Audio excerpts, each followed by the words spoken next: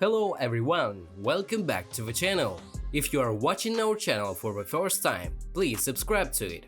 Click on the bell icon so YouTube will notify you whenever we publish a new video. Today I will show you how to stop saving WhatsApp media to iPhone Gallery. First we need to open WhatsApp. Next we need to go into the WhatsApp settings, storage and data. There we can see media auto download.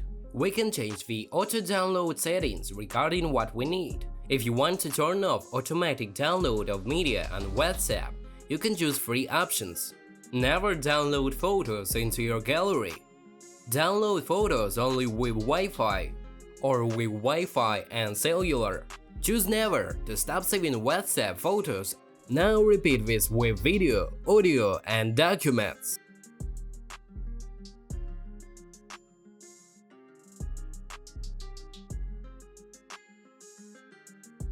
Very well, we learned how to stop saving WhatsApp media files. Thanks for watching this video, click like if I helped you, and subscribe to my channel to find another guide.